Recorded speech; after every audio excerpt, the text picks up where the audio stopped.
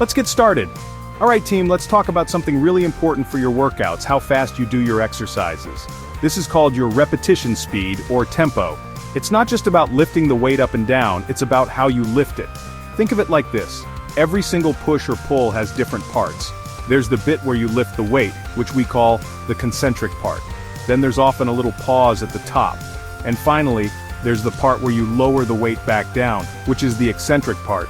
Tempo is simply how many seconds you spend on each of these parts. It's a game changer, and it can make a massive difference to your results. So, why should you even think about this? Well, changing your rep speed can completely change what you get out of an exercise. You could be doing the same bicep curl, but if you do it slowly one day and quickly the next, you're actually training your body in different ways. One way might be better for building pure muscle size, while another is brilliant for making you more powerful and explosive.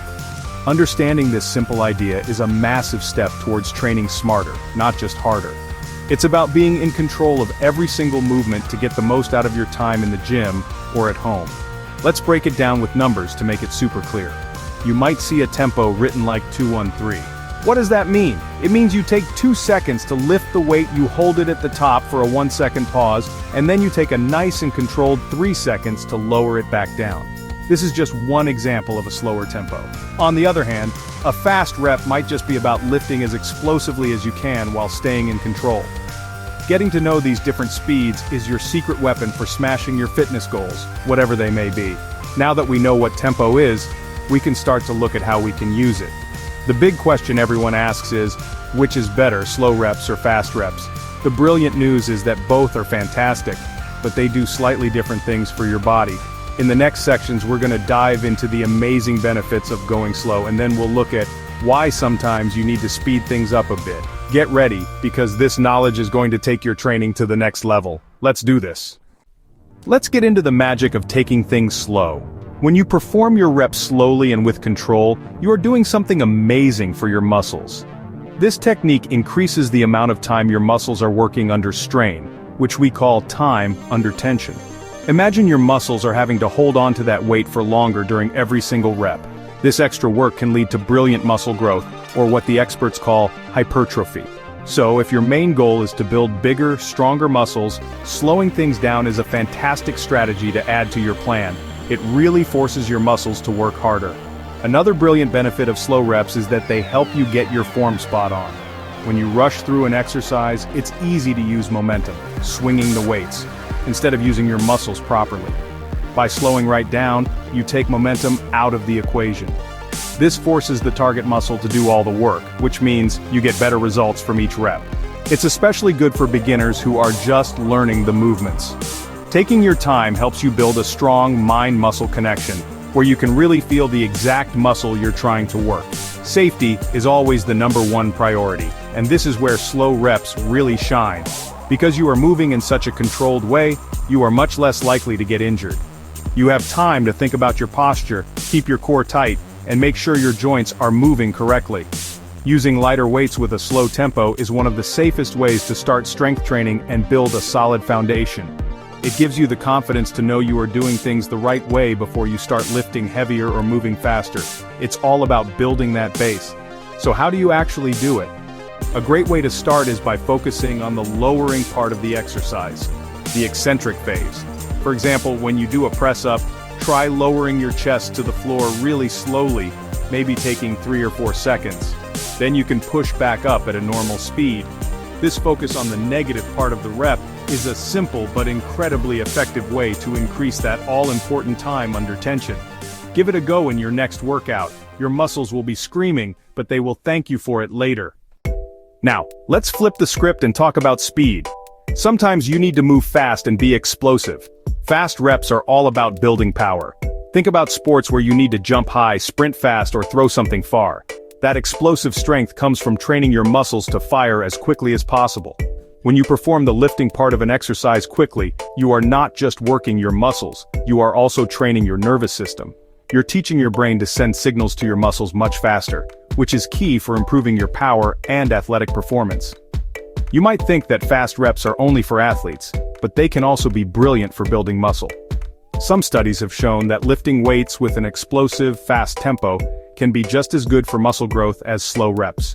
When you lift quickly, you are often able to recruit more muscle fibers, especially the fast twitch fibers that have a huge potential for growth. So, don't think that you have to choose between getting powerful or getting bigger. With the right approach, fast reps can help you to do both at the same time. When you decide to add fast reps into your routine, the focus is usually on the lifting or concentric part of the movement. For example, in a squat, you would lower down with control, but then you would drive up out of the bottom as explosively as you can. It's important to remember that fast doesn't mean sloppy. You still need to maintain perfect form to stay safe. A good rule of thumb is to use a weight that you can manage comfortably, perhaps around 70% of your maximum lift, so you can focus on speed without your technique falling apart. Of course, because these movements are more explosive, they come with a slightly higher risk if your form isn't perfect. This is why it's usually a good idea to get really comfortable with an exercise using slow, controlled reps first. Once you have mastered the movement and built a good base of strength, then you can start to introduce some speed. Fast reps are a fantastic tool, but like any tool, you need to know how and when to use them safely to get the best results without getting hurt. So we've seen that slow reps are fantastic for control and muscle growth, and fast reps are brilliant for power and explosiveness. What's the final verdict? The best approach for most people is actually to use both. A well-rounded fitness plan should include a mix of different repetition speeds. By training your muscles in different ways, you give them the stimulus they need to adapt and grow stronger in every aspect. This variety is also a brilliant way to keep your workouts interesting and to smash through any training plateaus when you feel like you're stuck. How can you put this into practice? A really simple and effective method is to structure your workout by starting with the fast stuff. When you are fresh at the beginning of your session, that's the perfect time to do your explosive, power-based exercises. For example, you could start your leg day with some fast rep squats or some box jumps. This is when your nervous system is most ready to fire on all cylinders.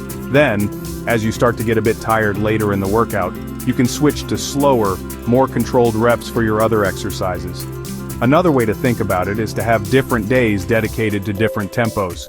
You could have a power day where you focus on lifting explosively with fast reps, and another hypertrophy day where you slow everything right down to maximize that time under tension. This kind of planning, known as periodization, is a fantastic way to make sure you are getting stronger, more powerful, and building muscle all at the same time. It gives your body a really balanced training program that will deliver amazing, long-term results. No matter what speed you choose, remember the most important rule of all. Form is everything. Never, ever sacrifice good technique just to lift faster or for longer. The goal is always to perform each and every repetition with control and precision to keep you safe and make sure the right muscles are doing the work. Listen to your body, start with weights you can manage, and enjoy the process of becoming a stronger, fitter, and more powerful you. By mixing up your tempos, you are giving yourself the best chance to succeed. You've got this.